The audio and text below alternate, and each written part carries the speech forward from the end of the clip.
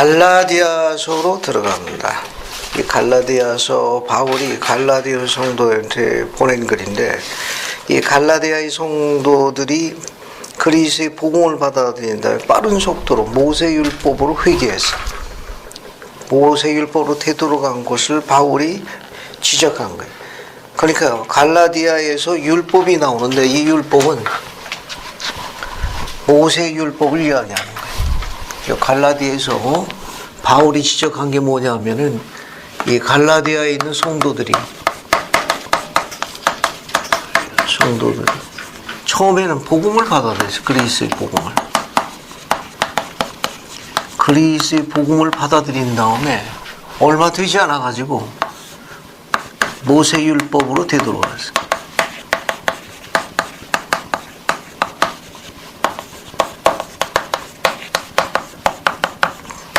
모세율법 되돌아갔어요. 그래서 모세율법은 그리스의 복음이 위한 이거는 예비적인 율법이 소위 하면 준비에 해당되는 거예요. 이 복음이 구원에 해당되는, 예, 완성에 대해 해당되는 건데, 완성. 예비적 율법으로 되돌아가지고, 여기는 구원을 얻지 못하는 거예요. 예, 복음으로 원리와 의식에 순종함으로 구원 얻을 수 있는데, 모세율법으로 빠른 속도로 돌아가가지고 바울이 지적했어요. 그래서 갈라디아에서 율법이라고 지칭한 것은 전부 모세율법을 이야기하는 거예요. 갈라디아에서 율법은 모세율법을 이야기해요. 그래, 뜻이 두 가지가 있는 거예요. 그래요. 다른 뜻을 하나님의 율법할 적에는 때로는 복음하고 동의어로 쓰이는데, 갈라디아에서 율법은 모세율법을 약칭한 거예요. 그래서 성구 하나만 딱 따게 되면 오해할 소지가 있으니까 보통 율법이 넓은 의미로 하나님의 율법하면 복음을 지칭하는 거예요. 그런데 갈라디아에서 율법은 예비적 율법에 해당하는 모세율법을 이야기해요. 히브리어로 이야기하면 토라, 모세오경을 토라라고 하거든요. 토라에 해당하는 거예요. 샘플로 보시면은 뭘 보는가 하면은 8절 9절 한번 읽어봅시다. 8절 9절. 정성은 8절 9절 한번 읽어봅시다. 네. 그러나 우리는 혹은 하늘로 온 천사라도 우리가 너희에게 전한 복음 외에 다른 복음을 전하면 저주를 받을지어다. 우리가 전에 말하였거니와 내가 지금 다시 말하노니 만일 누구든지 너희가 받은 것 외에 다른 복음을 전하면 저주를 받을지어다. 감사합니다. 여기서 이야기한 다른 복음, 이 다른 복음. 네. 여기서 이야기하는 이 다른 복음이라고 이야기한 거는 사도, 즉 선지자들에 의하여 가르쳐진 그리스의 복음을 지칭하는 거예요.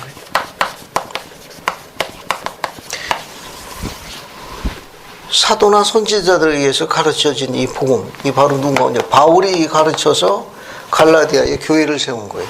이거 외에 그들 합당한 주님의 종들에 의해서 가르쳐진 그리스의 복음을 통해서만 이들이 구원을 받을 수 있는 거예요.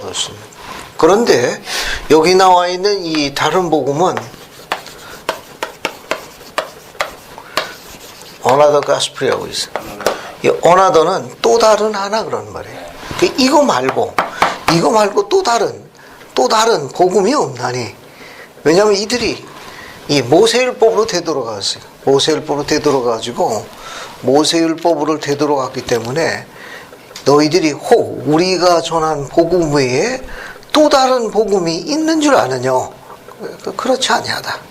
우리께 유일한 것이고 이것을 통해서만 너희들이 구원을 얻을 수 있다. 그래서 여기도 8절 9절은 뭐냐고 이야기하는가? 이 다른 복음이라는 건 문장을 봐요. 문장을.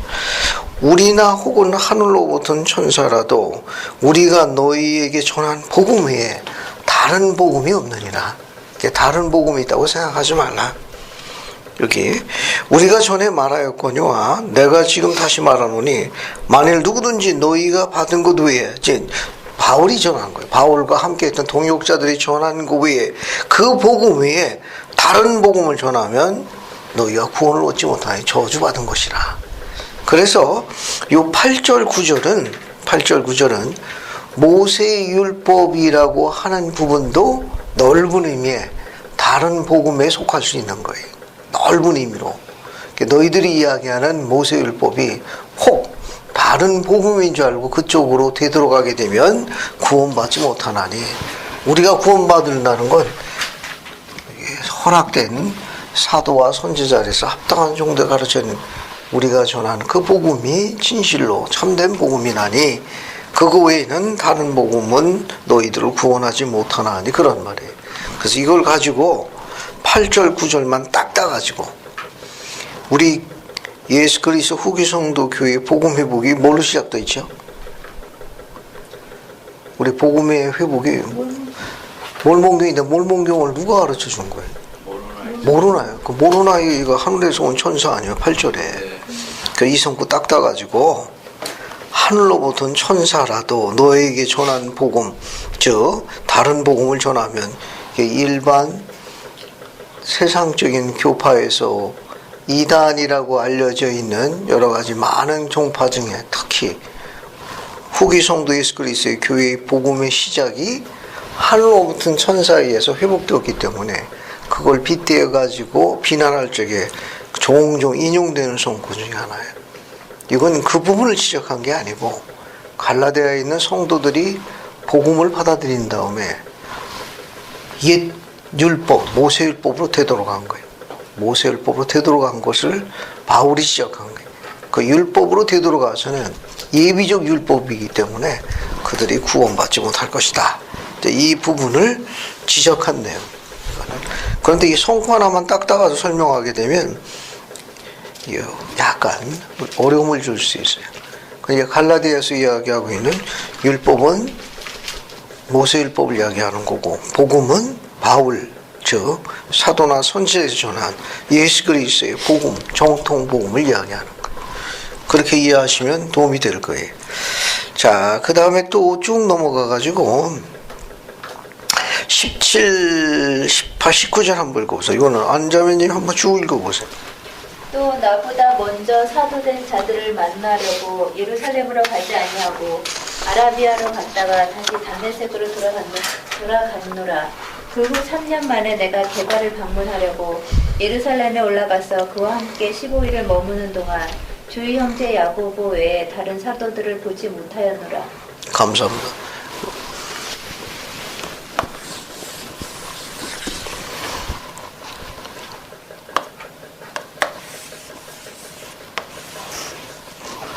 자, 같이 하죠. 여기가 사해. 예, 요단강 따라 올라가면은 여기가 이제 갈릴리 바다로 갑시다. 조금 위에 올라가면 여기가 다메섹이 있어요. 조금 더 올라가면 여기가 수리아의 어디서 와요? 수리아의 안디옥입니다. 여기가 예루살렘이고, 예루살렘. 자, 지금 공부하고 있는 거는 갈라디아서 1장 17절, 18절, 19절이에요.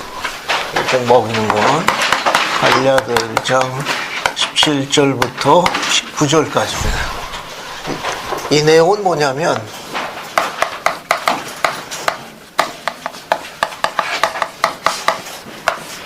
사울의 개신 과정에서 기록을 한 거예요. 사울의 개신 과정에 기록을 한 게 어디 나와 있는 거면, 하나는 누가가 기록한 사도행전 9장에 언급되어 있는 거고, 갈라디아서는 바울이 직접 기록한 거예요.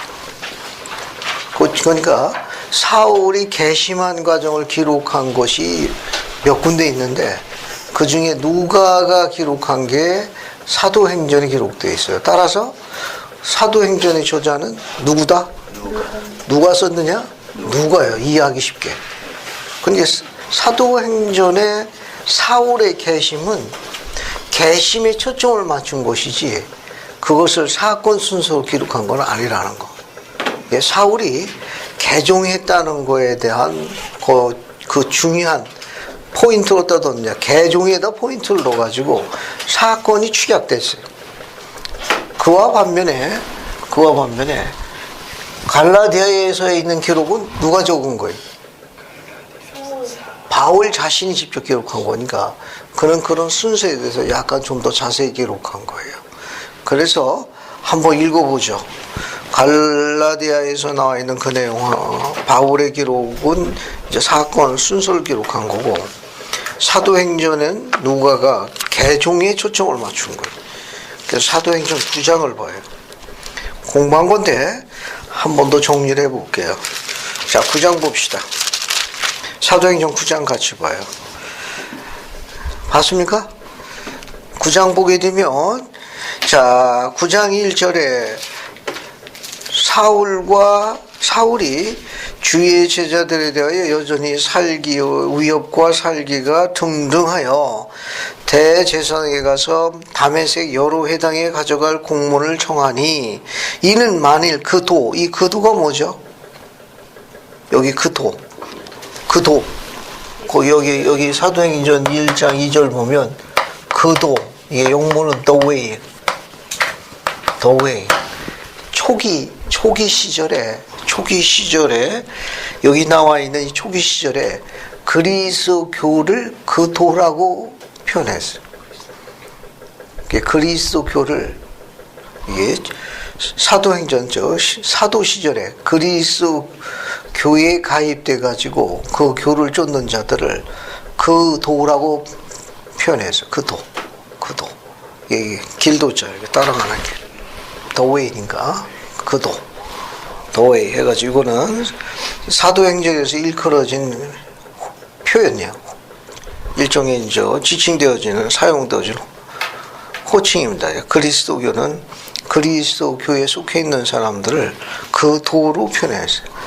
만일 그 도를 따르는 사람들 만나면 남로를 막론하고 결박하여 예루살렘으로 자려오려 합니다.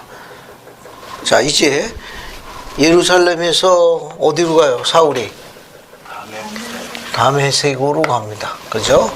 다메섹으로 갔다가 3절 4절 오면 예전에 기록한 대로 누굴 만납니까? 여기 3절 4절 5절에 여기 사울이 누굴 만나요? 주님이요.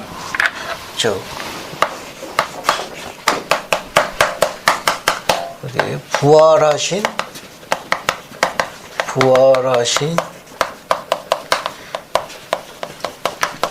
예수 그리스도의 박물을 받아요.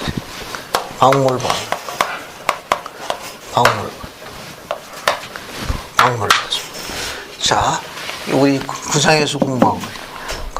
여기에서 바울이 이제 그리스도의 박물을 통해 가지고 여기서 뭐가 일어나는가 하면 개종이 일어나는 거예요.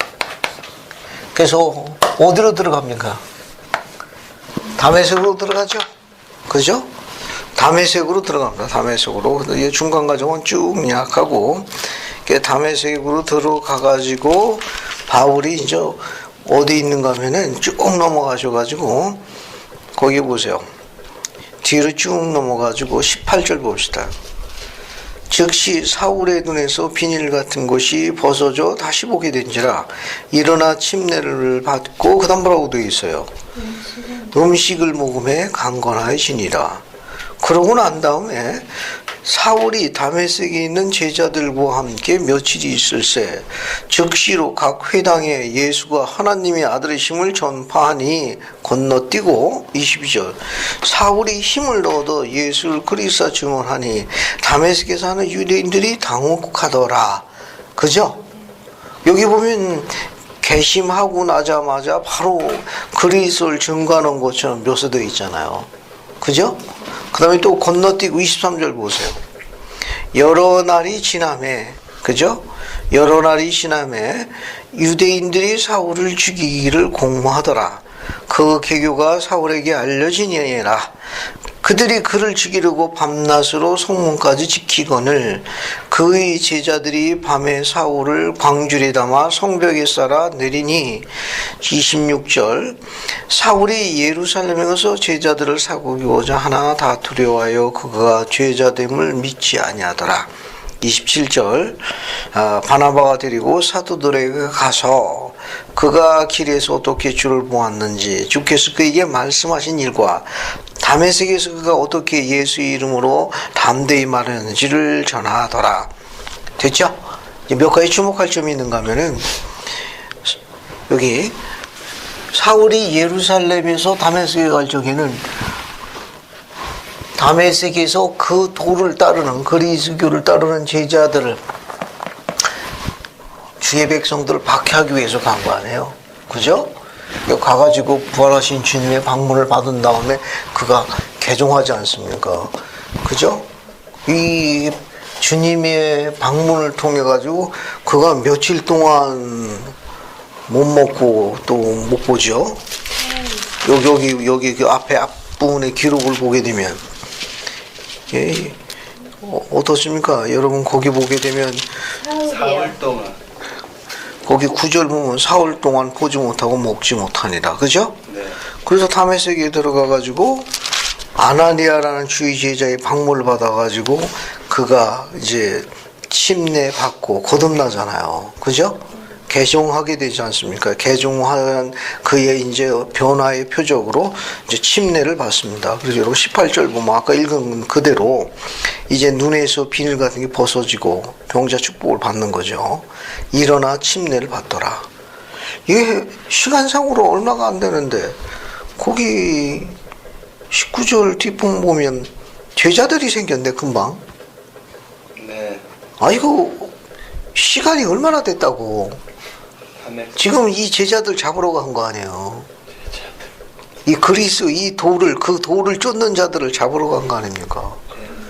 근데 며칠 사이에 어떻게 이 제자들이 이렇게 생겼냐 하는 거예요.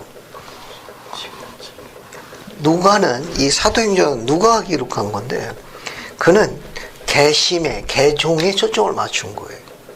개종에. 왜냐하면 갈라디아서로 다시 넘어갈게요. 갈라디아서 17절 다시 봐요.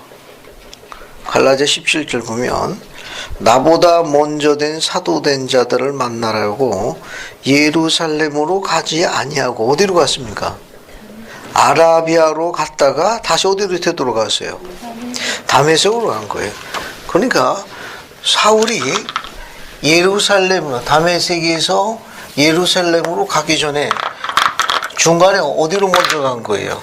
다메섹에서 아라비아 사막으로 간 겁니다. 아라비아 사막으로 갔다가 어떻게 해요? 다시 여기 아라비아 사막으로 여기 왔다가 다시 어디로 가요? 다메섹에 들렸다가 예루살렘으로 간 거예요. 그러니까 다메섹에서 아라비아로 갔다가 다메섹으로 들어온 다음에 예루살렘으로 간 거예요. 그죠? 근데 그 기록에 보게 되면 갈라디아에서 기록에 보면 18절에 세월이 얼마나 나옵니까? 3년. 그 후 3년 만에라고 되어 있어요. 그러니까 결국 우리는 칠판 봐요. 사울이 개심해가지고 일단 다메섹에 들어간 건 맞는 거예요. 거기 있다가 여기 예루살렘으로 가기 전에 어디로 간 거예요? 여기 아라비아 사막으로 간 겁니다. 다메섹에서 아라비아 사막으로 다시 또 어디로 가요? 다메섹으로 간 게 최소한 몇 년 걸린 거예요? 3년이라는 세월이 흘러간 걸로 추정하고 있습니다. 그러니까 아라비아에 몇 년이 있는지는 정확하게 잘 몰라요. 어쨌든 아라비아에서 머물고 다시 다메섹으로 들어가지고 성역을 100% 쓰고 추정하고 있는데 그 합친 기간이 3년으로 추정하는 거. 그 사이에 뭐가 생긴 거예요? 제자들이 생긴 거예요. 제자들이 생긴 겁니다. 이게 바울은 자기의 사건의 순서를 기록을 했는데 누가는 그가 개종했다, 개심했다는 것만 초점을 맞춘 거예요. 그 중간 과정이 축약된 거예요. 그러나 바울은 자신의 기록에서 사도행전은 아라비아 간 기록이 없어요. 제자가 생긴 이 3년이라는 세월에 관한 언급이 없다고. 그건 뭘 이야기했느냐? 사울이 바뀌었다는 걸, 사울이 진정한 주님의 종으로 거듭났다는 거, 즉 그리스의 제자로 다시 태어났다는 것에 초점을 맞춘 거예요. 근데 갈라디아서는 본인의 기록이거든. 그래서 다메섹에서 어디로 간 거예요? 아라비아 사막 가가지고 회개와 명상의 기간을 묻고 또 주님의 뜻을 구하는 계시의 시간이었을 거예요. 이 사막에서 주의 영광을 위해서 봉사하는 선교사업에 대한 계시를 받았을 거예요. 그래서 다시 돌아와가지고 어때요? 성욕을 베풀고 유대인들이 죽이려고 그러니까 어디로 간 거예요? 예루살렘으로 간 거예요. 그 기록, 이 기록은. 자, 다시 봐요. 다시 이제 어디 보면 18절을 보게 되면 3년 만에 아마 개종해가지고 아라비아 사막에서 그가 특별한 영적 경험을 한 시간이 될 거예요. 그러고 난 다음에 다메섹에서 성욕을 베풀고 유대인들이 죽이려 했기 때문에 다시 이제 예루살렘을 내려갑니다. 근데 누굴 방문하는가 하면 게바가 누구죠? 베드로를 방문하려고 예루살렘에 올라가서 그와 함께 며칠 머물렀어요? 15일을 머물렀습니다. 그것을 머무는 동안에 주의 형제 야고보 외에는 다른 사도를 보지 못했다. 자, 우리가 사울의 개신 과정을 통해 가지고 공부할 수 있는 재미있는 내용들이에요. 그죠? 그러면 우리가 여기서 몇 가지 예전에 공부한 거, 사울의 개신 과정을 통해서 우리가 배울 수 있는 중요한 원리 몇 가지가 여기 적혀 있어요. 뭐 생각나는 거 없습니까? 사울의 개신 과정을 통해서 우리가 배울 수 있는 중요한 원리. 이 원리는 적용을 바로 할 수 있어요. 뭐 기억나는 거 없나요? 그러고 뒤로 넘어갑시다. 하나씩 집어볼게요. 자, 주님께서는 사울이 예루살렘을 출발할 때 나타나지 않냐고 다메섹이 얼마큼 왔을 때 나타났어요? 얼만큼? 거의 다 왔을 때 나타났죠. 왜 거의 다 왔을 때 나타났습니까? 미리 처음부터 차단하지 않고 왜 다메섹에 거의 가까이 왔을 때 나타나셔가지고 사울을 막았어요. 사울이 가는 동안에 고민에 좀 빠졌겠죠. 감사합니다. 하나님의 것은 그분의 일은 우리를 어떻게 해요? 기쁘게 합니다. 고양시키는데 사울이 지금 가는 이 길은 본인에게 기쁘지 않았던 거예요. 그 이유를 깨달을 수가 없습니다. 내가 하나님의 것을 한다고 하는데 기쁘지 않았거든요. 앞에 봐요. 우리가 하나님의 것을 한다고 수행하고 가르친다고 하는데 왜 기쁘지 않죠? 주님의 영이 함께 하시니. 감사합니다. 영과 관련이 있어요. 사울의 영을 느끼지 못한 거예요. 그러니까 우리가 행복하고 즐겁고 기쁜 건 뭐와 관련이 있다는 거예요? 영과 관련이 있다는 거예요. 영이 함께하면 우리가 어떻게 되느냐? 행복을 느끼는 거예요. 행복을 느낀다는 뭐냐? 편안한 거예요. 따뜻한 거예요. 좀 이해가 됩니까? 그거는 이제 온유함과 관련이 있는 거예요.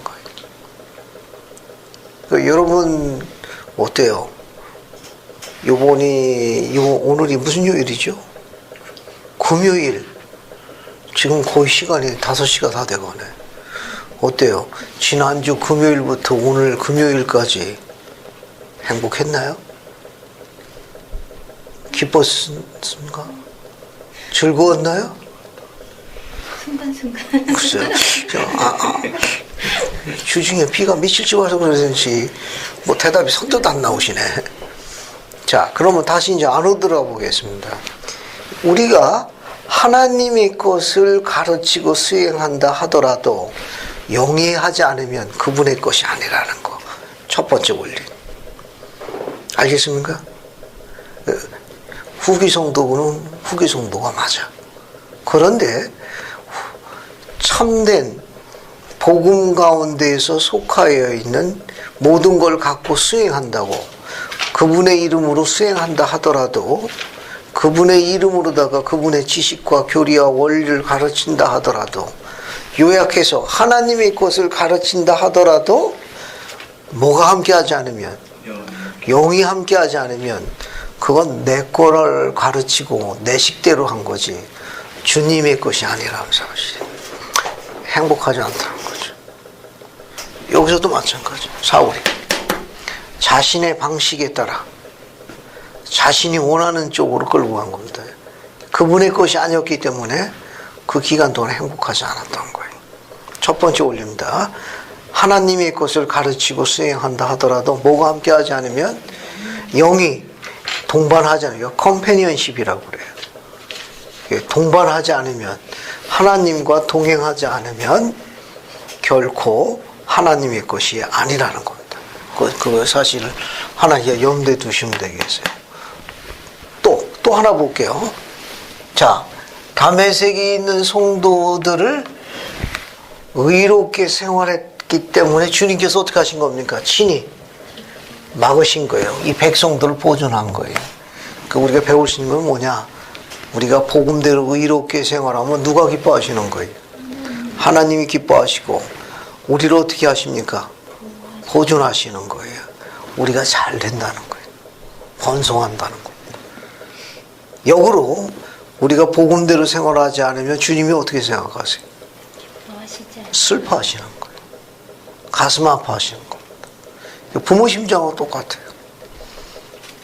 똑같습니다. 아들이 아프면은 아들 아픈 것보다 누가 더 많이 아파요? 엄마가 더 많이 아파. 엄마가 더 많이 아픕니다. 똑같은 거예요. 됐죠? 그 다음에 사울은 모세율법의 1인자였지만 부활하신 주님이 집정노사할 때 그분을 알아봤나요? 알아보지 못했습니다. 그게 중요한 메시지예요. 모세율법의 1인자지만 주님을 알아보지 못했어요. 우린 여기서 뭘 배울 수 있죠? 모세율법의 1인자예요. 이거 통달했다고. 그는 논쟁의 1인자입니다. 토론의 1인자이기 때문에 말싸움해갖고 진 일이 없어. 유대인들이 왜 죽이려고 했죠? 말싸움해가지고 지니까. 말싸움해서 지면 어때요? 잠이 옵니까? 잠이 안 오거든. 그 이를 갈았다고. 죽이려고. 왜? 그래야 입을 봉하거든. 자, 주님을 봤는데도 알아보지 못했어요. 그래서 주님께서는 그의 눈을 4월 동안 가리셨지 않습니까? 사흘 뒤에 아나니아를 통해 가지고 비닐이 벗겨져서 이제 눈을 뜨게 되잖아요. 그죠? 이건 뭘 가르치는 거죠?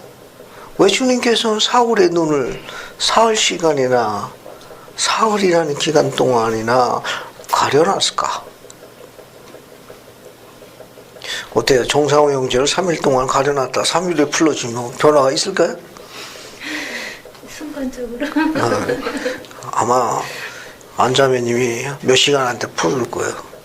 내일이 더 늘어난다고 그래가지고. 자, 그러면 다시 원점으로 돌아가겠습니다. 왜 사울의 눈을 가렸죠?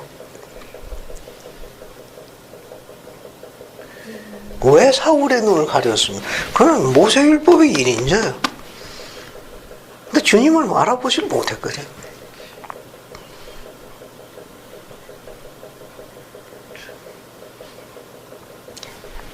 사울이 눈이 다쳤을 때 어둠 속에 거한 거죠. 우리들에게 전하는 중요한 메시지입니다. 이 세상에 살면서 빛 가운데 있잖아요. 사울도 빛을 봤어요. 그죠? 이 우리가 빛 가운데 살지만 하나님을 잊어버리고 사는 거는 어디 속에서 사는 것 같다는 겁니까? 눈은 떴지만 영적인 어둠 속에 있는 것과 마찬가지라고 가르치신 거예요. 눈은 뜨고 우리가 햇빛 있고 다 봐. 하지만 우리가 하나님을 잊어버리고 그분을 생각하지 않는다는 건 영적인 어둠 속에서 지내는 것 같다. 그런 메시지. 됐습니까?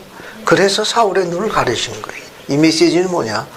우리가 하나님을 매일 기억하지 않으면 어둠 속에 거하는 것과 마찬가지라는 겁니다. 그래서 가리셨어요. 가리셨습니다. 자, 그 다음에 또 우리가 사울의 계심으로 또 배울 수 있는 게 뭐냐 하면은, 자, 사울은 모세율법의 1인자요. 대제사장의 공문을 갖고 있었지만 그가 주님께 질문한 마지막 질문이 뭐였죠? 제가 어찌해야 합니까? 라고 질문했어요. 제가 그럼 어떻게 해야 합니까? 주님께서는 답변을 어떻게 하셨습니까? 그렇죠. 세세하게 세부지침을 전했다, 안 전했다? 안 전했습니다. 다만 뭐라고 이야기했어요? 다메섹에 들어가면 내게 이를 자를 내가 지명했나니. 그가 누굽니까? 아나니아라는 다메섹이 뭐가 돼요? 감독이 되는 사람이에요. 지역관리요원입니다. 그래서 그 지역관리요원에게 도움을 받을 걸 요청했습니다. 그래서 우리 지역의 감독님이나 스테이크 회장을 지지하는 게 아주 중요합니다. 이해하셨죠? 그분들은 주님으로부터 부름받은 우리의 감리요원입니다. 그래서 아나니아를 통해 가지고 지시를 받았고, 또 그가 해이왕국에 들어가기 위해서는 어떤 의식을 받아야 됐어요? 침례를 받아야 했습니다. 이 말은 뭐냐? 그리스의 제자가 되기를 소망하는 사람의 개종의 첫 번째 표적이 뭐라는 거예요? 침례받는 거예요. 침례받는 겁니다. 그리고 갈라디아에서 사울이 그러고 난 다음에, 개종하고 난 다음에 어디로 갔어요?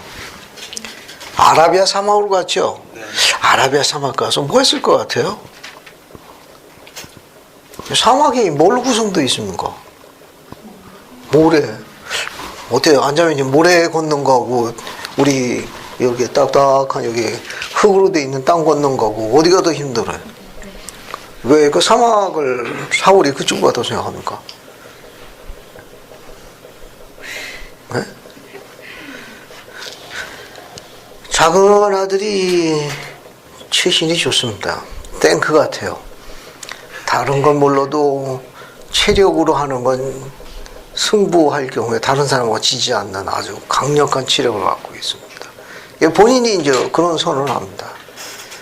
반대 다른 건 몰라도 몸으로 하는 거는 다른 사람하고 승부해도 결코 뒤지지 않는다고. 그래서 제가 이제 산을 좋아합니다. 그래서 이제 자주는 아니래도 그래도 2, 3년에 한 번씩 꼭 3박 4일씩 이제 지리산 산행을 합니다. 40km 치고 하루에 짧게 보통 평균 많이 걸으면 15시간, 적게 걸으면 한 12시간 정도 치고 걷거든요. 제가 그때마다 꼭 데려가는 동반자가 있습니다. 우리 작은 아들 꼭 데려갑니다. 힘이 좋아. 그래서 이제 저는 주로 옷 종류, 스낵, 이런 거, 코펠, 무거운 거, 그 반찬도 무거운 거, 이런 건 전부 아들 배낭입니다. 재밌죠? 지칠지를 모릅니다. 제가 왜 이야기를 드리는가 하면은, 사울이, 그 이야기 드리는 거죠. 이게 가끔 이제 자기 그 몸매를 이제 맵시게 한다고. 그래서 어떨 때 그 운동하고 오면 그 트레이닝복 밑에가 보기가 이게 블룩이 있더라고. 그게 뭐냐 그랬더니 모래주머니야. 또 그런 것도 또 판다고 그러네. 이게 거기 모래주머니가 그거 차고서 이제 떼왔다고 그러는 겁니다. 오메 아들 없을 적에 한 번 그걸 해봤지. 또 호기심이 발동해. 이거 할 거 못 되네. 이거 차고 나가기도 힘들어. 그래서 이제 저 혼자 낄낄거렸는데, 제가 드리신 메시지는 뭐냐면, 사울이 아라비아 사막에서 두 가지를 했습니다. 하나는 영적으로 하나님과 대화하는 명상의 시간을 가졌고, 또 하나는 사막에서 체력 단련했다는 거 기억하십시오. 몸 관리해야 돼요. 체력을 단련해야 합니다. 신앙도 체력하고 관련이 있어요. 세상에서 체력이 국력이라고 뭐 이렇게 이야기를 하는데, 신앙도 체력에 달려 있습니다. 강건해야 돼요. 우리가 따르는 게 그리스도를 따릅니다. 그래서 그리스도의 제자가 된다고 하는데, 신약 성경에 주님께서 아파서 두루누셨다 하는 기록 찾았습니까? 베드로가 주여 이제 가사이다 했더니 목이 컬컬하고 눈이 침침하며 소화가 안 되니 쉬었거라. 혹시 그런 기록 봤나요?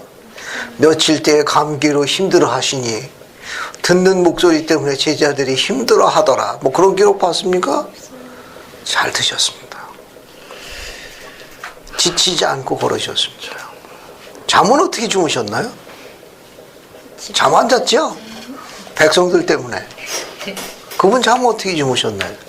배에서도 주무시고. 그렇죠. 갈리 폭풍우가 이는 심한 폭풍우 가운데도 제자들은 잠을 잘 수가 없어. 요동이 하면 바이킹은 저리 가라.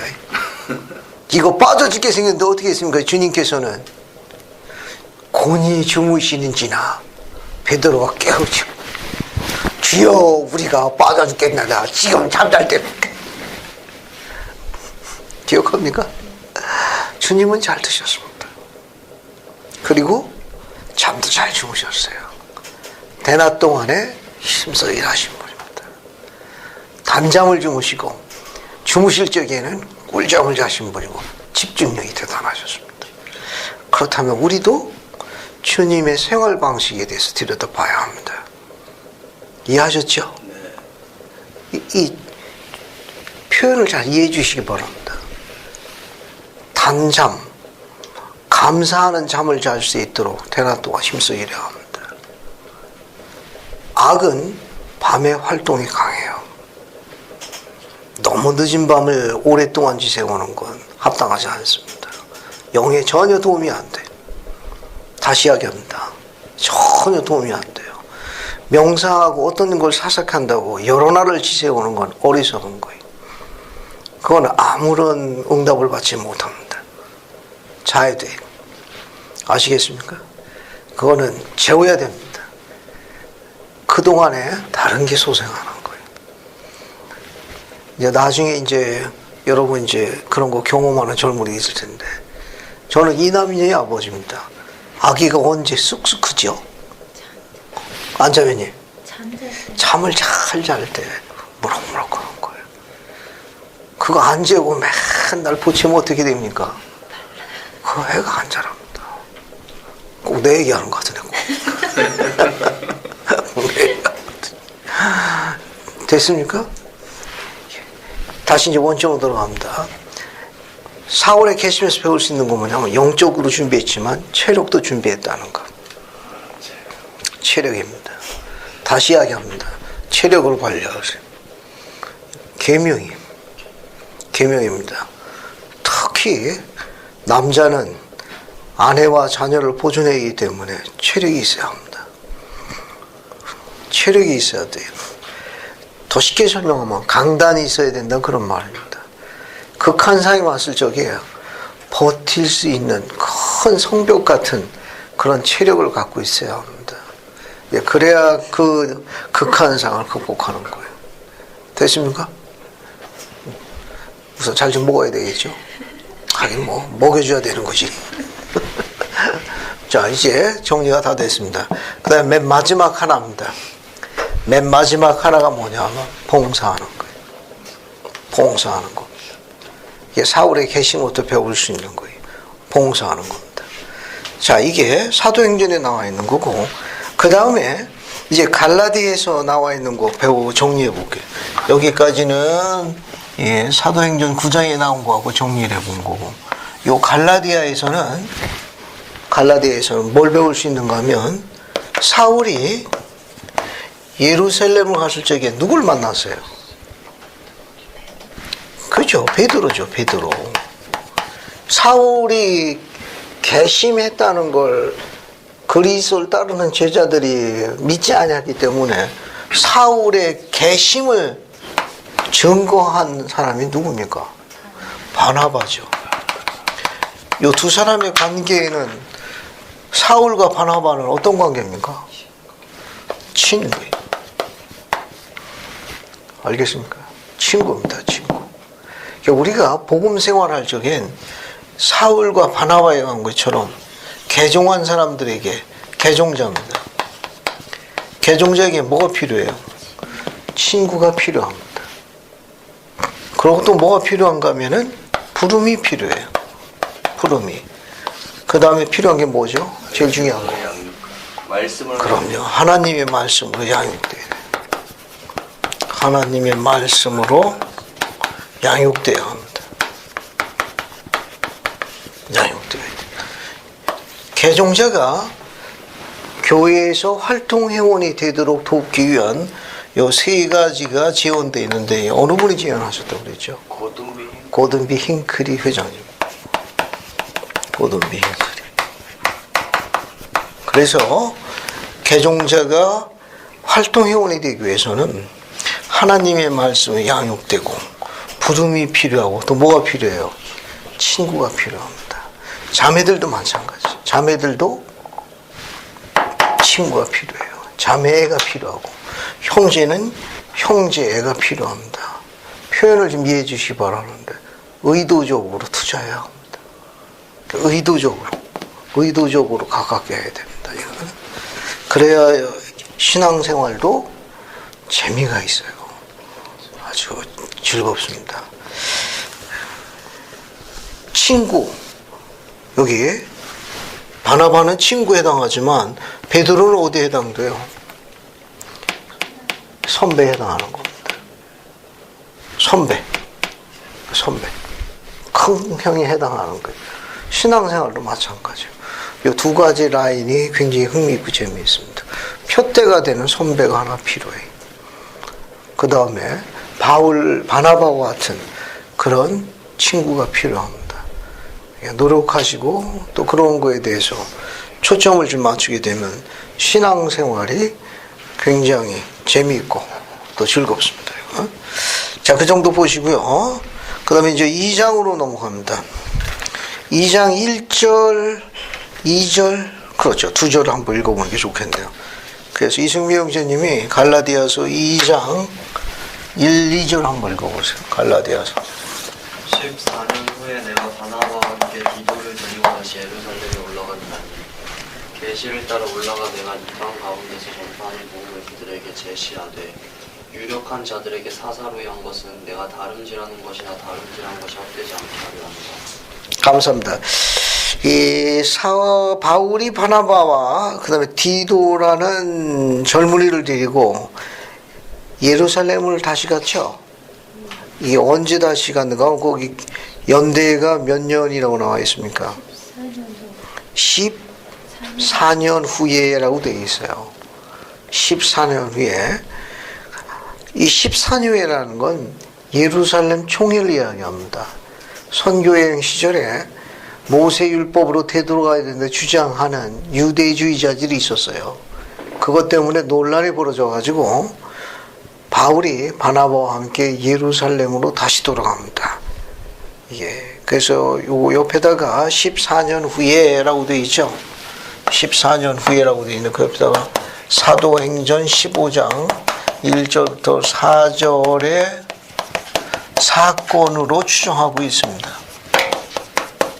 추정하고 있어요. 그리고 이 사건이 바로 뭐냐?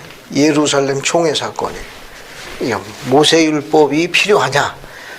지킬 필요가 없다라고 결정난 사건이 바로 예루살렘 총회 사건이에요. 그래서 모세율법에 의한 할례를 더 받을 필요성이 없다. 할례의 법을 이제 지키지 않아도 된다로 결정된 예루살렘 총회로 간 사건을 이야기합니다. 이거냐. 그러니까 개발을 방문했을 때가 예루살렘이고 아마 이쯤 두 번째 방문한 건 그로부터 14년 뒤라는 것으로 추정하고 있는 학설이 제일 유력하다는 겁니다. 꼭은 아니에요. 경전학자들은 예루살렘의 개발을 방문하고 난 다음에 그로부터 14년 후에 다시 예루살렘을 방문했는데 아마 예루살렘 총회 사건이 아니었겠느냐라는 학설이 유력하다는 거. 그 다음에 이제 갈라디아서 2장 2절 세 번째 줄 주면 뭐가 나옵니까? 그 세 번째 줄에 유력한 자들 찾았어요? 이 원뜻은 평판이 있는 자들, 명망이 있는 자들, 명망 있는 자들 뭐 이런 뜻도 돼요. 이게 이런 뜻 되는데 앞에 보세요. 사도들 당시에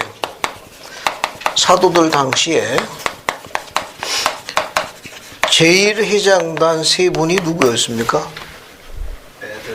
베드로, 그 다음에 야고보, 그 다음에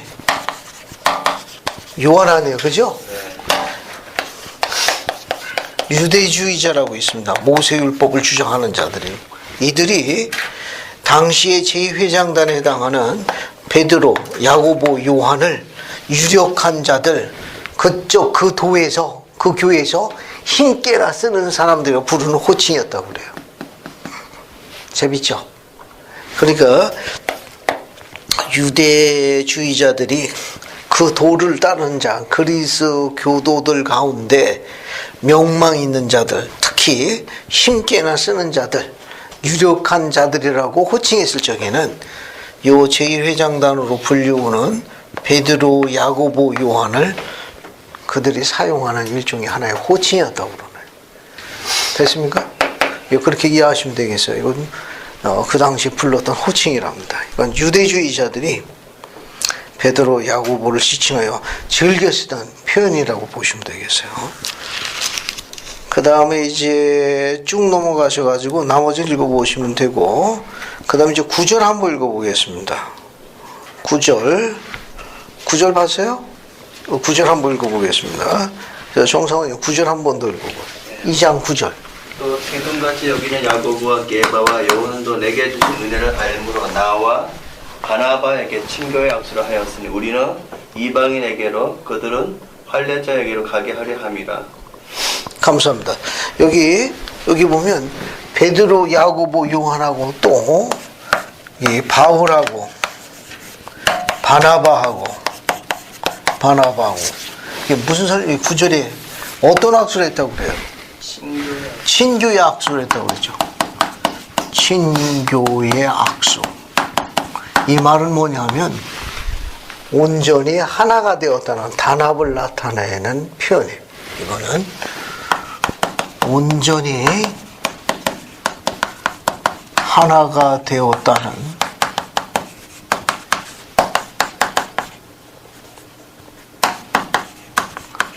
단합의 표현이에요. 단합의 표현을 친교의 악수라고 표현했다는 거. 그 용어만 이해하시면 되겠어요. 그 다음에 이제 2장 16절로 가겠습니다. 갈라디아서 2장 16절 보세요. 16절 봤습니까? 이것도 한번 읽어볼게요. 재밌습니다. 이것도. 그래서 저기 진몰몰 형제님, 예. 갈라디아서 2장 16절 한번 크게 읽어봐요. 사람이 의롭게 되는 것은 율법의 행위로 말미암이 아니요 오직 예수 그리스도를 믿음으로 말미암는 줄 아니므로 우리도 그리스도 예수를 믿나니 이는 우리가 율법의 행위로서가 아니고 그리스도를 믿음으로써 의롭다함을 얻으려 합니다. 율법의 행위로서는 의롭다함을 얻을 유체가 없느니라. 감사합니다. 여러분 이 성구 하나만 딱 따서 읽게 되면은 약간 어려움을 주는 부분이 있어요. 칠판 보세요. 이건 우리가 일반적으로 구원을 얻는다는 건 단지 지식에 가까운 믿음보다는 행함이 포함된 뭘 통해서? 신앙을 통해서 구원을 얻는 거예요. 우리가 알고 있기는. 그죠? 우리가 알고 있는 뭐라고 하면 지식이 근거를, 지식, 믿음은 있으나 행함이 없을 수 있어요. 쉽게 설명해가지고, 교회가 참되다는 간증은 갖고 있지만, 안식일 날 안 나올 수도 있고, 11조 안 바칠 수도 있고, 지혜 말씀 어길 수도 있다. 그런 말이에요. 이해하시겠습니까? 왜냐하면, 교회가 참되고 좋은 교회라는 지식은 갖고 있어. 그러나 행함이 없는 거예요.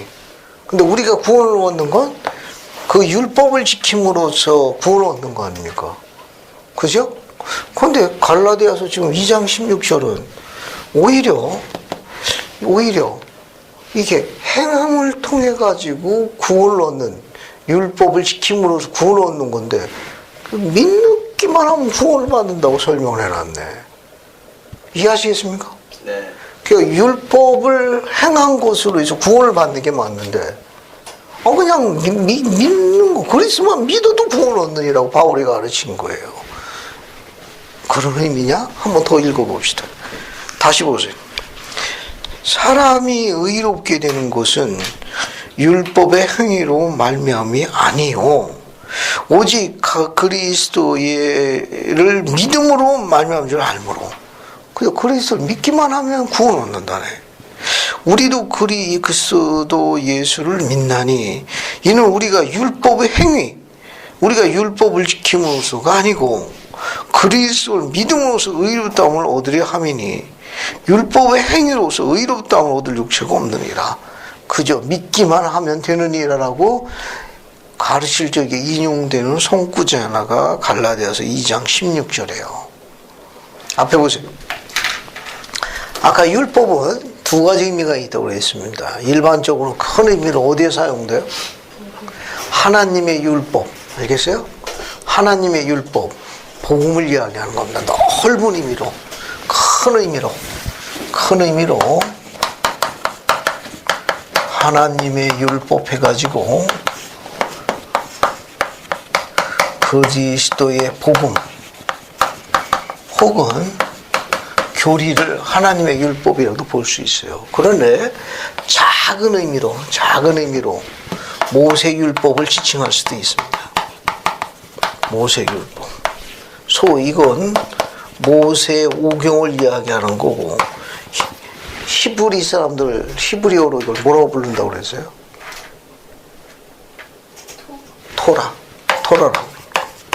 토라라는 거. 그러면 갈라디아에서 2장 16절에 얘기한 율법은 여기 큰 의미의 1번을 설명한 겁니까? 모세 율법의 율법을 설명한 겁니까? 2번을 설명한 거예요. 모세 율법의 행위를 말미암아 그 율법을 지키면서 구원을 얻는 게 아닌 거예요. 그리스의 복음을 지킴으로써 구원을 얻는 거예요.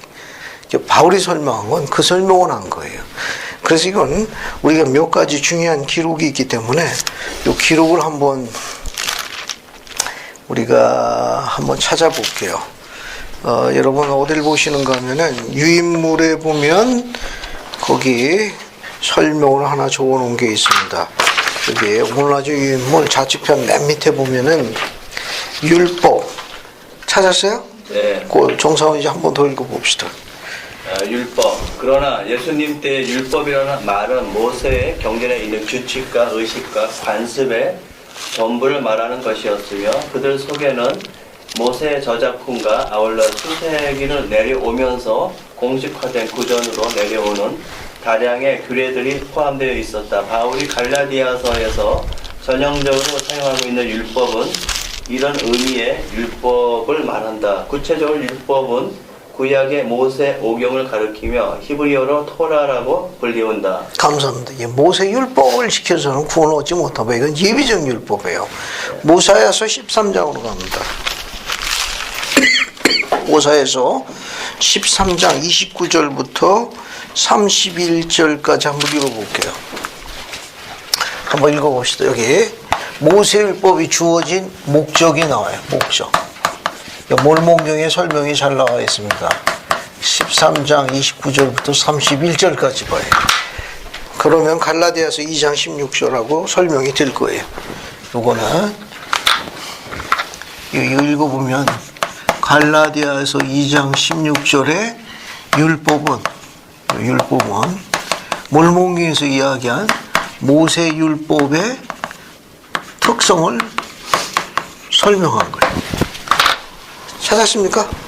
이거 한번 읽어볼게요. 안혜숙 자매님이 모사이아서 13장 29절부터 31절까지 쭉 한번 읽어주십시오.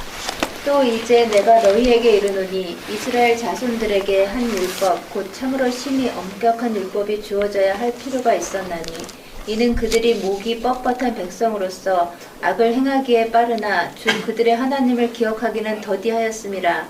그러므로 한 율법이 그들에게 주어졌었나니 참으로 의례와 의식의 율법이요 그들이 매일 엄격히 지켜야 하는 율법이라. 그들로 하여금 하나님과 그에 대한 그들의 임무를 늘 기억하게 하려는 것이었느니라. 그러나 보라 내가 너희에게 이르노니 이러한 모든 것은 장차 올 일의 예표였느니라. 감사합니다. 거기 맨 31절 뭐라고 나와 있습니까? 장차 올 일. 이 모든 것들은 장차 올 일에 대한 뭐다?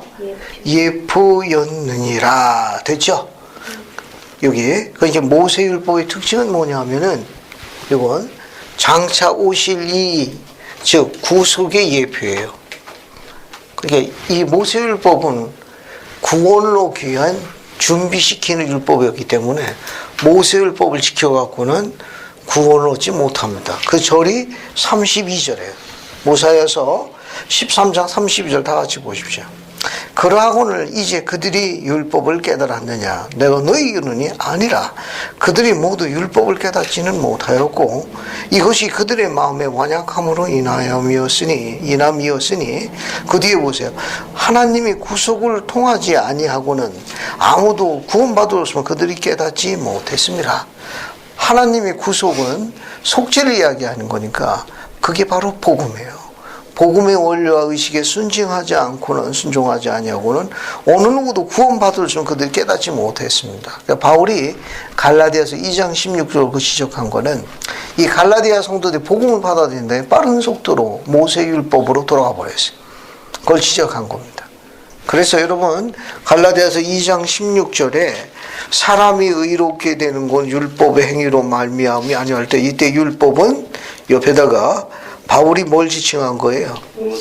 모세율법을 지칭한 거다. 그래서 모세율법이라고 쓰시고 옆에다가 모사이아서 13장 29절부터 여기 32절까지라고 확장해서 그래서 모세율법의 특성을 이야기한 게 몰몬경에 기록되어 있는 겁니다. 모사이아서 13장 29절부터 32절. 그러면 요 뭡니까? 갈라디아서 2장 16절 하나만 딱 별도로 분리해가지고 믿기만 하면 된다고 가르치는 가르침이 있을 수 있어서 그러는 거예요. 됐죠? 그냥 한 절만 보면은 아니 행위로 말미암아 구원을 얻는다 어떻게 된 거예요? 이때 행위의 율법은 모세율법을 지칭한 것이지 넓은 의미의 큰 의미의 하나님의 율법을 지칭한 건 아니에요. 작은 의미의 모세오경에 기록된 모세에 준 그런 예비적 율법에 대한 모세율법을 지칭한 거다. 그렇게 이해하시면 돼요. 그 성과 하나만 딱 따면 해석하기가 고약해요.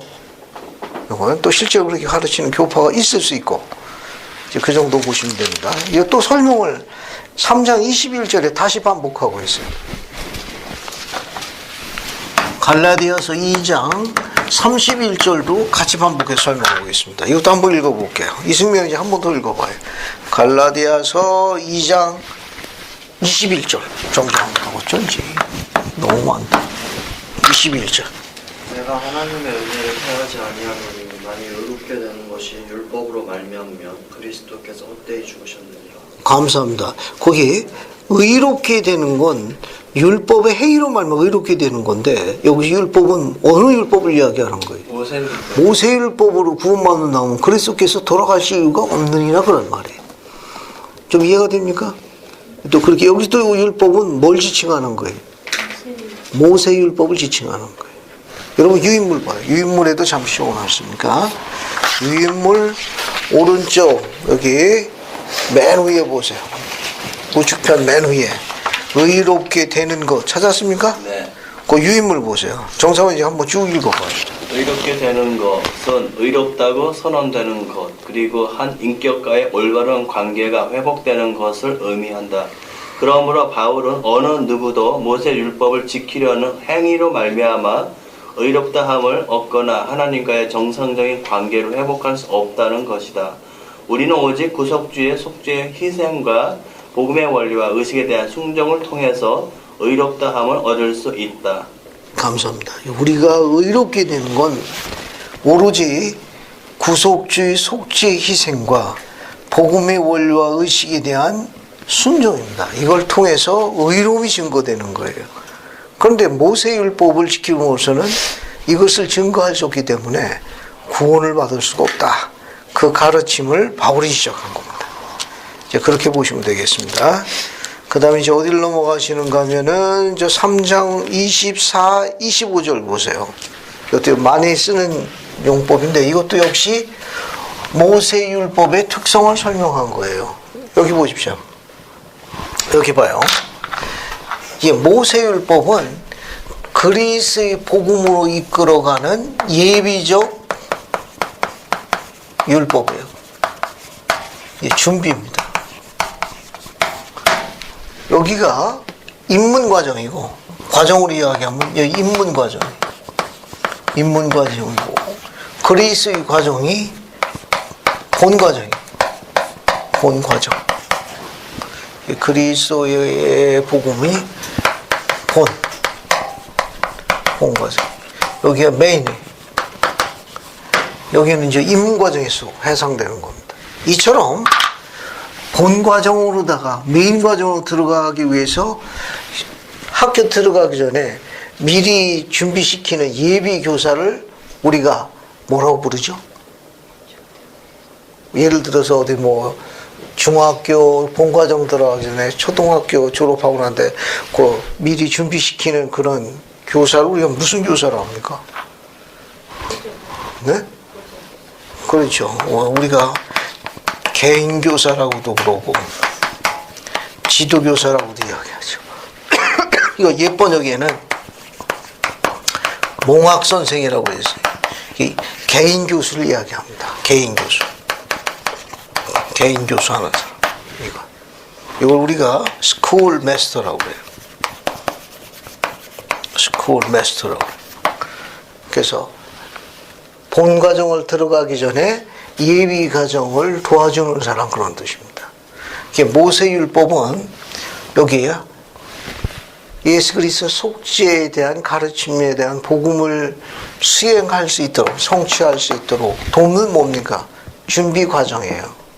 그래서 모세율법을 개인교사, 지도교사, 그리고 메인 과정이 중고등학교 과정이라고 그러면 초등학교 과정이 준비 과정이기 때문에 그래서 번역을 또 초등교사라고도 번역하기도 해요. 됐죠? 한번 그걸 염두에 두고 한번 읽어볼게요. 24, 25절. 지금 이야기한 이런 과정이 갈라디아서 3장 24, 25절입니다. 찾았습니까? 한번 읽어볼게요. 김순희 자매님 한번 읽어보실래요? 3장 24, 25절입니다. 이같이 율법이 우리를 그리스도께로 인도하는 초등교사가 되어 우리로 하여금 믿음으로 말미암아 의롭다함을 얻게 하려 함이라. 믿음이 온 후로는 우리가 초등교사 아래에 있지 아니하도다. 감사합니다. 이해하셨겠죠? 그 24절 율법이 모세율법이 여기입니다. 이게 모세율법이 여기 그리스도께로 인도하는 예비적 율법이에요.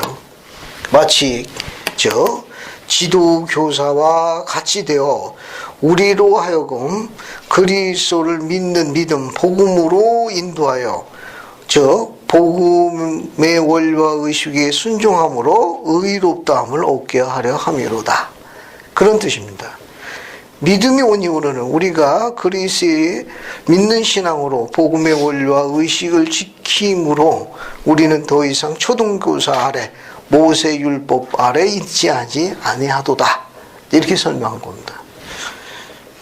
그렇게 이해하시면 되겠어요. 그 다음에 이제 4장 6절로 갑니다. 거기 갈라디아서 4장 6절 한번 보세요. 봤습니까? 여기 보세요.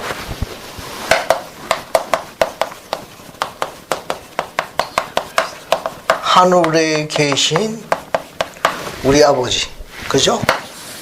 바로 이분, 이 하나님의 아들이 누굽니까? 예수 그리스도 아니에요. 그죠? 우리가 하나님의 아들이 예수 그리스도입니다. 우리가 그리스도의 속죄를 받아들이고, 알겠습니까? 그래서 복음의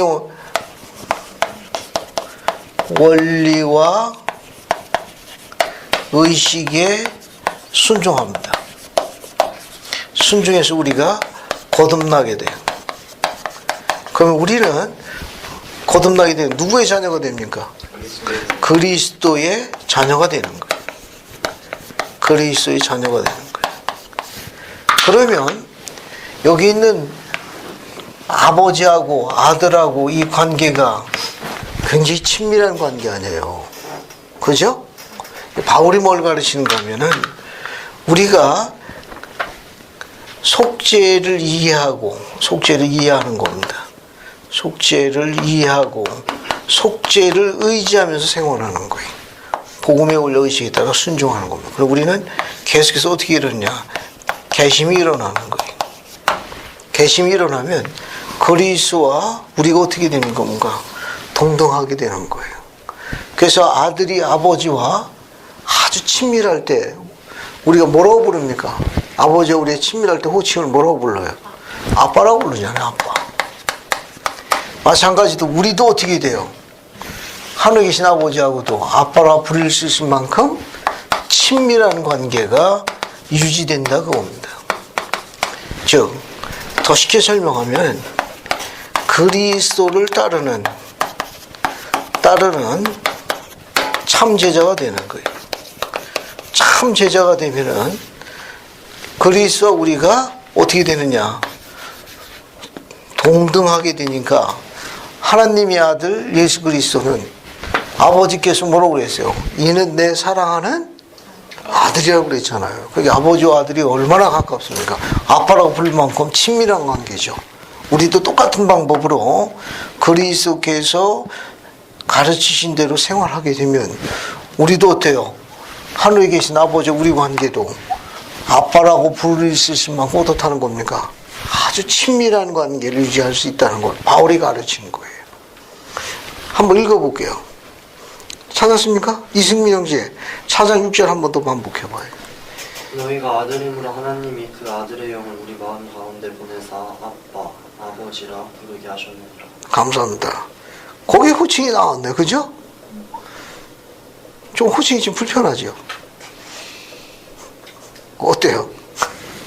이거 히브리 원어로 번역했으면 훨씬 좋았을 뻔했습니다. 여기 히브리 원어 표현을 한번 가지고 설명해보고, 여기 히브리어 원어는 뭘로 되어 있는가 하면은 여기 아빠 아버지라고 되어 있죠. 이제 이 번역보다는 히브리 원전 번역 그대로 하는 게 좋습니다. 히브리 원전은 이게 아바라는 데로 되어 있어요. 아바. 콤마 찍고, 이건 하늘에 계신 아버지이기 때문에 필밀의 아버지는 소문자로 써요. father라고. 근데 하늘에 계신 아버지일 때는 반드시 대문자로 써요. father. 요 아바라는 말은, 아브라함은 아람어예요. 아람어입니다. 히브리어의 일종이에요. 해와 천합니다. 아람어라고 그래가지고 그 히브리인들은 가정 안에서 우리처럼 아버지를 데디, 파파 이렇게 부르는 것처럼 부르는 호칭이 아바라는 호칭이에요. 이 아바라는 호칭은 히브리어의 일종인 아람어인데 그들 가정 안에서 자녀들이 아버지를 우리가 이야기하는 거 파파, 데디, 아빠라고 부르는 호칭이 아바라는 호칭입니다. 그냥 히브리어로 그냥 지역하는 게 좋아요. 아바, 아버지로 번역하는 게 좋습니다. 아빠보다는 이건 좀 의역이 된 거고 우리는 그 용어를 잘 안 씁니다. 그래서 바울이 쓴 그 아람어 표현을 그대로 쓰는 게 좋아요. 그 히브리 말을 그대로 아바, 아버지. 이 뜻은 뭐냐? 바울이 그 호칭을 사용하라는 게 아니고 그 친밀한 관계를 우리가 회복할 수 있다는 걸 가르치는 거예요. 야, 하늘에 계신 아버지, 우리 관계가 필멸의 아버지도 있지만 하늘에 계신 아버지도 필멸의 아빠처럼 우리하고 어떻게 될 수 있다?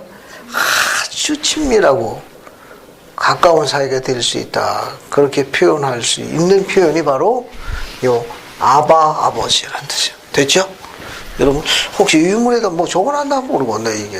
아 있네 여기. 여기 있네. 그렇지. 여기 있고. 여기 중간부분 봐. 중간부분. 찾았어요? 유인물. 유인물 오른쪽 중간부분 밑에 보세요. 아바, father 찾았죠? 일종의 아람어. 이 아람어라는 거는 팔레스타인에서 쓰던 일종의 회화체 언어를 이야기합니다. 이거는 그 말은 가정에서 어린아이가 아버지를 부를 때 사용하는 친밀한 개인적인 애칭이다. 파파, 데디에 해당되는 가장 가까운 용어다. 바울의 요점은 하나님께서 우리의 아버지 되실 뿐만 아니라 아바라는 것이다. 즉 그분은 우리와 가장 가까운 사람의 부모이며 두려움 없이 접근할 수 있다는 분을 강조한 것이다. 뭐 할 때? 의롭게 될 때에 그런 말입니다. 의롭게 될 때. 그 정도 보시면 되고요. 그 다음에 여러분 거기 이제 쭉 넘어가 가지고 나머지는 한번 읽어보시면 됩니다. 재밌는 거 하나 또 성구 하나 읽으면서 하나 설명할게요. 여러분 거기 4장 22, 23절 보세요. 4장 22, 23절 찾았습니까? 기록된 바 아브라함에게 두 아들이 있으니 하나는 여종에게서 하나는 자유 있는 여자에서 낳았다 하였으니 아브라함에게 아들이 둘이 있었는데 사라가 자녀를 낳지 못했죠. 아주 오랜 기간 동안. 그래서 사라의 재혼으로 자기 여종 하가를 아브라함에게 줘서 낳은 아들이 누굽니까?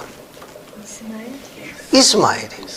그래서 하나님의 뜻이라기보다는 대를 이어야 된다고 생각한 사라의 재혼입니다. 그래서 육체를 따라라고 묘사한 거예요. 그런데 사라는 어떻게 되었는가 하면은 약속으로 자녀가 주어져서 그 약속 기억하죠? 내 씨로 말미암아 밤하늘에 천별, 바닷가에 모래, 땅에 티끌보다 많게 할 거예요. 그게 누굽니까? 그게 누구예요? 이삭 아닙니까? 그죠? 그래서 여기 하나는 자유 있는 여자에게서 나타났다. 자유 있는 여자. 왜냐하면 여종이니까 이 여자는 자유가 없는 거고 여기 있는 사라는 정실 부인이니까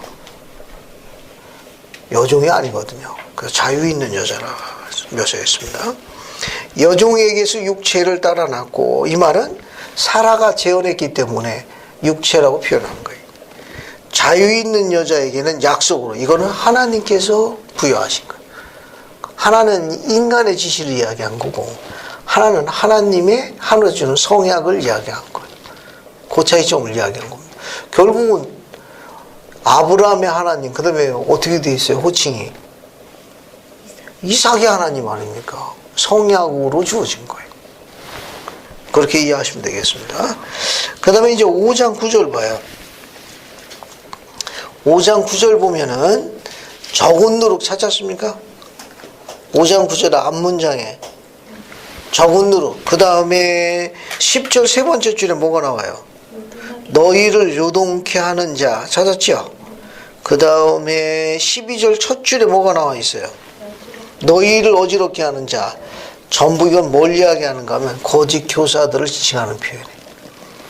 다시 이야기합니다. 5장 9절에 적은 누룩, 10절에 너희를 요동하게 하는 자. 12절에 너희를 어지럽게 하는 자. 다 누굴 지칭한다? 거짓 교사들을 지칭하는 표현입니다. 그렇게 이해하시면 되겠어요.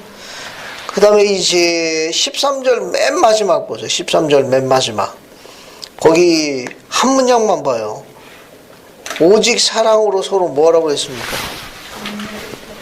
오직 사랑으로 서로 종로로 타라. 이제 그리스도를 따르는 제자가 되는 자들에 대해서 바울이 가르치고 있는 겁니다. 그래서 오직 사랑으로 서로 종로로 하라. 이렇게 가르쳤습니다. 그 밑에 것도 한번 볼까요? 온 율법은 내 이웃 사랑하기를 내 자신같이 하라 하신 말씀에서 이루어졌느니라. 19절로 갑니다. 이게 두 개를 묘사한 거예요. 이거요. 여기 보면은 이게 19절 여기 보면은 앞에 갈라디아서 5장 19절 보면 육체의 일입니다. 육체의 일이고 그 다음에 5장 22, 23절은 육체의 일 반대되는 게 뭐예요? 성령의 열매입니다. 성령의 열매. 성령의 열매. 그 육체의 일은 뭐가 있습니까? 음행, 더러운 거, 호색, 그 다음에 우상숭배, 주술, 원수 맺는 거, 분쟁, 그 다음에 시기, 또 뭐가 있어요? 분냄, 당 짓는 거, 부열함, 이단, 그 다음에 투기, 술 취함, 방탕함, 이와 같은 것들이라. 그와 같은 것들은 전에 너에게 경계한 것 같이 경계하노니 이런 일을 하는 자들은 하나님 나라를 유업으로 받을 수 없느니라. 하나님 나라를 못 들어갑니다. 육체의 일을 사랑하는 자들은 하나님 왕국에 못 들어가요. 하나님의 왕국에 제한받습니다. 자, 여기 반대되는 게 뭡니까? 성령의 열매라고 되어 있네요. 한번 찾아볼까요? 여기 뭐가 있습니까? 적어볼게요. 사랑, 그 다음에 희락, 그 다음에 화평, 그 다음에 오래 참음, 오래 참음. 또 뭐가 있어요? 자비, 그 다음에 양선, 그 다음에 충성. 또 뭐가 있어요? 온유, 그 다음에 절제. 이게 전부 뭐의 열매입니까? 성령의 열매네요. 그죠? 이런 자들이 하나님 왕국을 유업으로 받는 거예요. 이렇게 해야만 하나님의 왕국을 어떻게 하느냐. 이런 요소들이 유업으로 받을 수 있게 해주는 거예요. 됐죠? 자, 여기 봅시다. 이제 이거 하나씩 보고 넘어가. 여기 사랑은 더 이야기 안 해도 되겠습니다. 그냥 위에 거 하나 바로 적용하면 되죠. 어떻게 하라고 했습니까? 오직 사랑으로 서로 종로로 타라. 예를 한번 들어보죠. 어떻게 해야 이렇게 사랑으로 종로로 타는 겁니까? 이거 말로 설명을 해야 뭘 알아, 우리도 적용하죠. 한번 예화를 한번 들어보라는 겁니다. 정성형제는 이거 예화로 들을 수 없어요. 실제 상황으로 연구를 해보라고. 떠오르는 거 없어요. 사랑으로 종로하시기. 사랑으로 종로로 타는 거에 대한 우리 자라나는 젊은이들에게 예화로 샘플을 설명해 줄 수 있는 거 없느냐는 거예요. 없으면 안자매님이 도와줘요. 만들어내라고.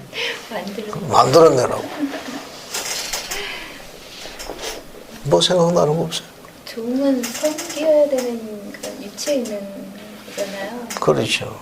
그러니까 사랑은 그러니까 보통의 경우는 그냥 종이라고 하면 이렇게 하인과 같은 천대한 어떤 그런 거지만 사랑으로 하기 때문에 그게 하는 행위는 종 같은 일을 하지만 예, 사랑으로 하기 때문에 그냥 그 뭐라고 표현을 하여튼 그렇게 사랑이 있어서 이렇게 종 같은 느낌이 안 드는 그렇죠. 예, 그런 섬김이 그런 거 감사합니다. 앞에 보세요. 너무 어렵게 생각하지 마십시오. 너무 어렵게 생각하는데 그냥 샘플로 하나 설명할 수 있는데 여러분 그 예수님께서 베드로 발 닦아주는 거 기억하세요? 네. 그죠? 그 과정이 재밌잖아요. 예수님께서 수건을 들으시고 베드로 보고 발을 내려 했더니 우째 제 발을 우째 제 발을 그러죠. 아 일이 내놓으라니까. 어때요? 다 이게 뜻이 있어서 주님께서 베드로 발을 시켜주시지 않습니까? 그죠? 그랬더니 베드로가 발 시켜주니까 뭐라고 그래요 또? 다 시켜주세요. 그게 주님께서 뭐라고 이야기했습니까? 그것으로 족하니라. 그러면서 하신 말씀이 뭡니까? 너도 가서 이와 같이 하라. 어때요? 예수님이 오히려 베드로가 발을 닦아줘야 되는 거 아닙니까? 그분이 주인 되시는 분입니까? 근데 입장이 어떻게 된 겁니까? 거꾸로 어떻게 됐어요? 주인이 종의 발을 시키시는 거니까. 그죠? 근데 예수님이 종처럼 베드로가 느꼈을까요? 어때요? 베드로가 종처럼 느껴가지고 다 시켜주세요. 그렇게 된 거가 생각이 듭니까? 그런 생각이 안 드는 거 아닙니까? 그죠? 예. 위에 있는 자가 오히려 밑에 있는 자에게 내려와가지고 어떻게 했습니까? 눈높이를 맞춘 거죠.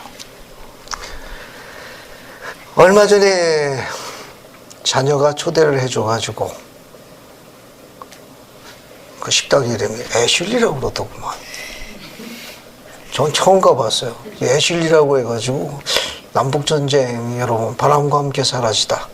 그 영화에 나오는 그 남자 주인공하고 이제 그 로맨스 사랑 싸움을 하는 이제 그 여주인공이 흠모해가지고 쫓아다니는 그 남자 그 이름이 이제 애슐리거든요.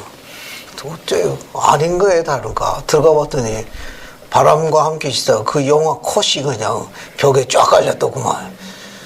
이게 아마 거기서 아마 모티브를 따온 것 같은데. 잘 먹었습니다. 어쨌든 먹을만 하대. 맛있고 잘 먹었어요. 그래서 다음에 좀 한 번 더 초대하더라고 압력을 구사했지. 진작에 이렇게 얘기했으면 하루 전날부터 금식하고 오는데 몸으로 쫓아갔다 오는 게 억울하더라고요. 이야기를 다시 원점으로 돌아가겠습니다. 흥미있는 게 뭐였는가 하면은 이게 조금 전에 이야기한 대로 서로 사랑으로 종 노릇하라. 그죠? 예수님께서 베드로 발 닦아주는 장면. 근데 애슐리에 가가지고 그것을 재밌는 걸 봤습니다. 거기 언니들이 다 이쁘대. 모르겠어. 거기만 언니가 이쁜지. 그런데 거기 보니까 그 어린 자녀들하고도 많이 왔어요. 그런데 대화할 적에 서서 주문받는 언니가 한 명도 없대. 우리 주문받으면 뭐 시킬 거냐고 메뉴판 들어놓자는 거. 근데 테이블에 이렇게 거의 뭐 무릎은 안 꿇어도 거의 그 테이블에서 제일 어린 자녀 기준으로 몸을 낮춰가지고 주문을 받는 걸 봤습니다. 그리고 초등에 다 아이들이 작잖아요. 아주 그냥 그 눈높이보다 약간 낮으니 거의 뭐 무릎 꿇을 정도까지 몸을 낮춰가지고 대화하고 주문을 받는 거였는데 그냥 꼭 신선하게 보였어요. 이거 서가지고 이렇게 보통 이렇게 하는 것만 익숙해져 있었는데 그날 보니까 매 테이블마다 대화나 주문해가지고 이제 요청할 경우에는 항상 몸을 낮춰가지고 눈높이를 거기 있는 손님들이 앉아있는 거 눈높이가 더 낮춰가지고 대화하고 주문받아가는 걸 봤어요. 눈높이죠. 눈높이를 맞추는 겁니다. 흥미죠. 예, 서로 종노릇하라는 건 눈높이를 맞춰주는 겁니다. 아침 일찍부터 해 넘어갈 때까지 열심히 일하고 집에 들어온 남편이, 아버지가 어때요? 눈높이를 어떻게 하는 겁니까? 낮춰가지고 조금 더 도와주는 게 좋습니다. 물론 대접을 받는 게 맞는 거예요. 힘써 일했으니까. 하지만 바울은 뭐라고 했습니까? 종노릇하라고 그랬거든. 종노릇하라고. 제가 알고 있는 회장단에 한 분이 계십니다. 그분이 껄껄껄 웃으면서 어느 날 그런 간증을 하더라고.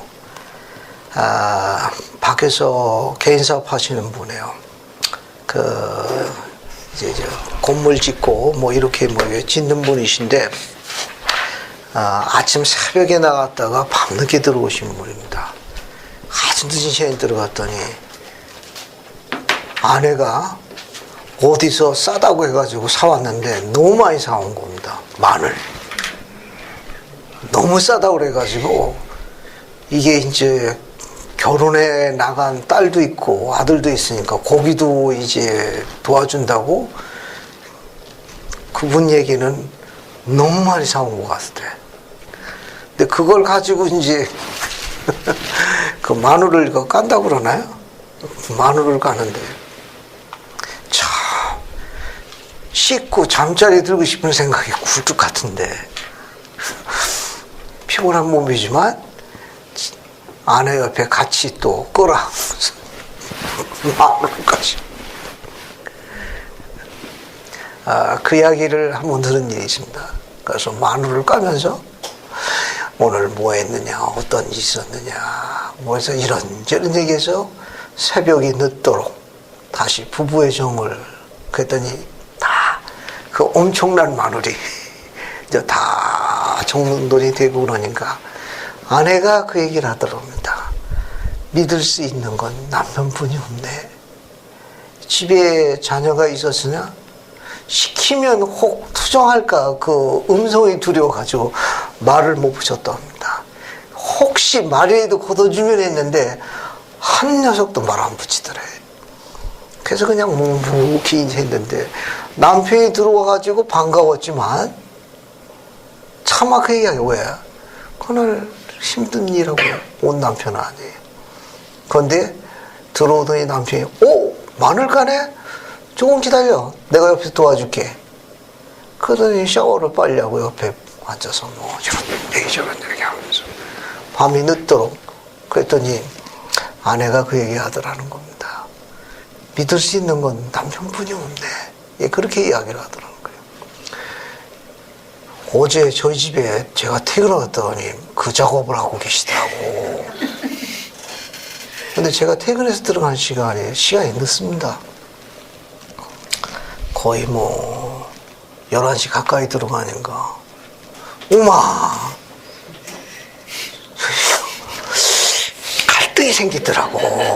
몸은 피곤한데 또 미국에 손님도 오고 한 주일 동안 계셨거든요.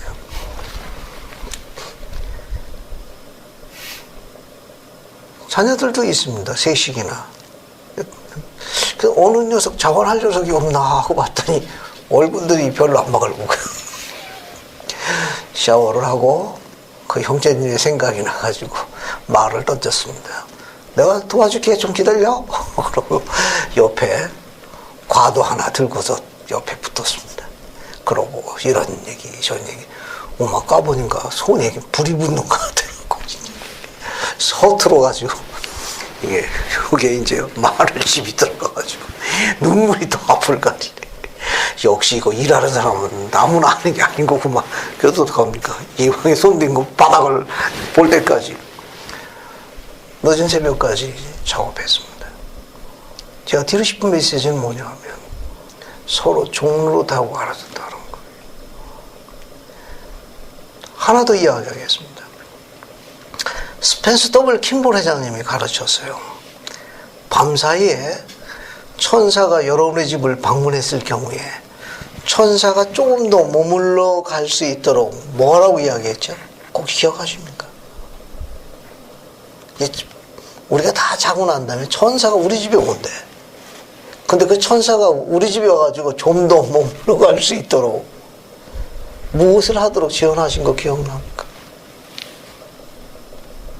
뭐 기억나는 거 없어요? 청소, 집 청소, 집안 청소. 절 보세요. 팀볼 회장님 이렇게 지원하셨습니다. 이스라엘의 남편들에게 부탁한 겁니다. 여러분이 힘써 일하는 줄 압니다. 지친 몸을 일구고 들어왔을 적에 혹 허락이 되시면 천사가 머물러 갈 수 있어 임무를 여러분에게 부여한 줄 알고 아내나 다른 자에게 위임하지 말고 억지로 우리로 가라며 뭐라고 이야기했습니까? 심리를 기쁜 마음으로 동행하든 그 일을 즐거운 마음으로 수행하시면 천사가 머물길 겁니다. 김부 회장님이 지원하신 거예요. 제가 다른 건 몰라도 저희 집 집안 청소는 제가 즐겁게 합니다. 아이들 방이 폭탄 맞은 방 같아요. 거짓말 안 보태고. 하지만 그건 즐거운 마음으로 제가 정리합니다. 언젠가는 제 날개 밑을 떠나갈 아이들이에요. 그때 그 아이들도 그리했으면 좋겠습니다. 조금 더 정확하게 이야기하면 기록에서 학자입니다마는 제겐 딸이 둘이 있습니다. 그 딸들이 이제 낯선 남자를 만나게 될 거예요. 친구처럼 지내다 익숙하게 돼서 가정을 꾸리게 될 겁니다.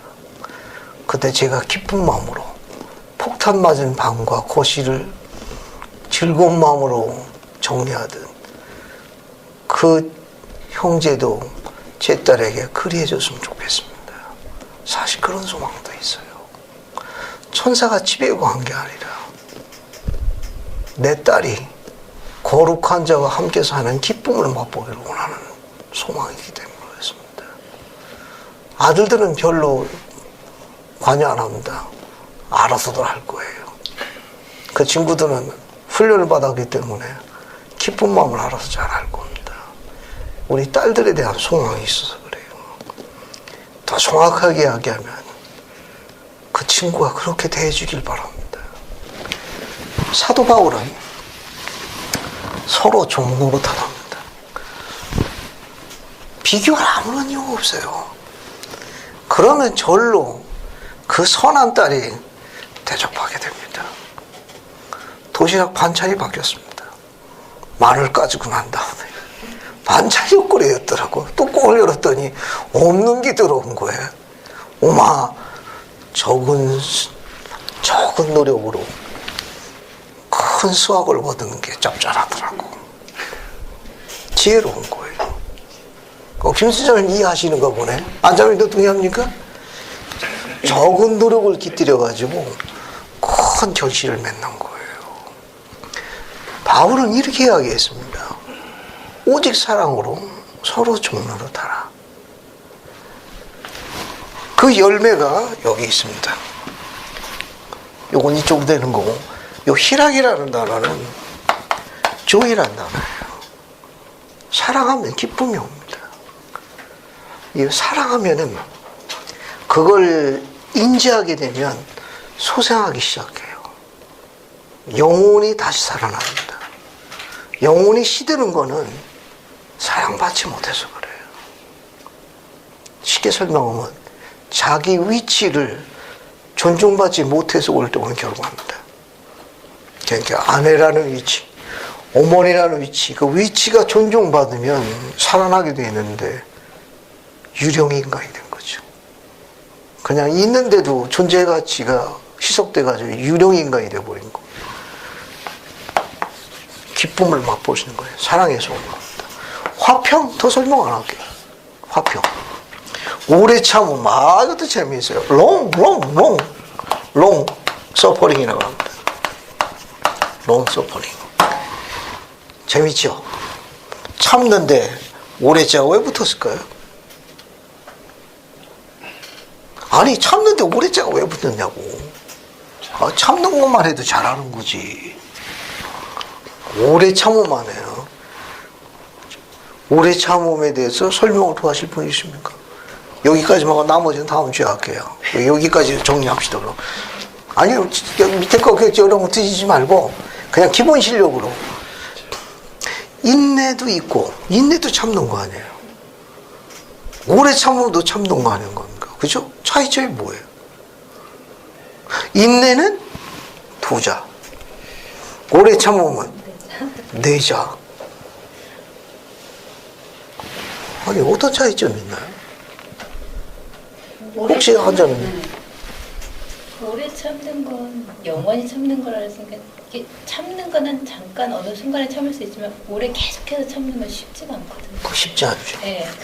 어. 그래서 아마 사랑은 그렇게 오래 참아야 돼요.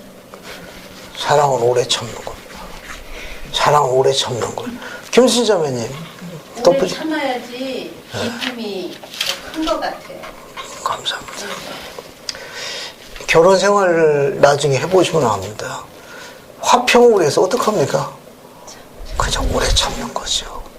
내가 참으면 다 만사가 화평하는 생존 방법을 체득하는 거죠. 그럼 이제 그 생각하죠. 이제 우리 아들, 딸들도 너도 결혼해서 이제 해봐라, 이제. 해보면 알거든. 해봐야 이제 내 어미가 간 길을, 내 아버지가 간 길을 이해하는 겁니다. 여기 보세요. 이 참몸에 오래자가 붙은 거는 개심과 관련이 있습니다. 매일 개심해야 돼요. 그래 오래 버틸 수 있습니다. 안 그러면 그냥 한순간만 참다가 또 폭발하는 거예요. 매일 개심하는 거예요. 매일 버려야 됩니다. 매일 내 것을 버려야 돼요. 그리고 매일 배려하고 편안하게 해줬다고 매일 자기와 싸워야 합니다. 그래 오래 참음이 가는 거예요. 배려해 주는 겁니다. 화나고 짜증나는 일이 얼마나 많이 있습니까? 안에서 얼마나 그런 일이 많냐고요. 후에 올 설명을 기다리십시오. 개심 관련입니다. 시간이 지나면 모든 게 다 잘 됩니다. 그건 자비는 더 설명 안 할게요. 양선이라는 건 굿은 있으니까 선하심이라는 뜻이에요. 긍정적으로 말하는 겁니다. 뭐든지 긍정적으로. 됐죠? 긍정적으로 말하는 겁니다. 이건. 충성이라는 거는 더 설명 안 할게요. 충실함. 온유. 온유는 뭘로 정의하면 돼요? 온유. 잘 참는 거. 그냥 참는 게 아니라 잘 참는 거예요. 훈련해야 합니다. 더 쉽게 설명하면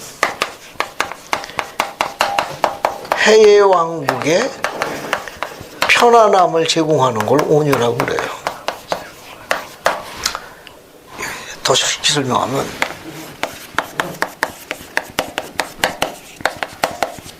따스한 거. 고등학교 1학년 때 제가 이제 제 고향이 청주예요. 거기서 1시간 넘게 들어가면 증평이라는 데가 있습니다. 거기서 통학하는 반 친구가 있었어요. 그 동네에서 제일 큰 고가댁에 살고 있는 외동아들이었습니다. 그래서 겨울 되면 그 친구 집에 가서 놀고 그랬어요. 아주 큰 저택이었습니다. 일꾼도 많아가지고 솥도 무지무지하게 컸습니다. 나 그렇게 큰 솥 처음 봤어요. 불러 지핍니다. 그 친구하고 동산에 여기저기 뛰어서 즐겁게 놀다가 저녁 때 들어가게 되면 그 솥을 떼고 이게 이제 뭡니까? 그 안에다가 이제 그 뭡니까? 고구마도 넣고 감자 이런 거 해가지고 이제 그 안에서 이제 그 불르다가 이제 요리하거든요. 이제 그러고 나면 그 안에 그 솥이 이제 거기에 따스한데 그래서 밖에 나갔다가 들어올 적에는 추우니까 그 친구가 같이 솥에 둘이 이렇게 끌어안고 있거든요. 따뜻하니까 녹이려고. 근데 그거 하기 전에 미리 온 선임자가 있습니다. 고향에. 그냥 배를 쭉 깔고 들어가 있는 거야.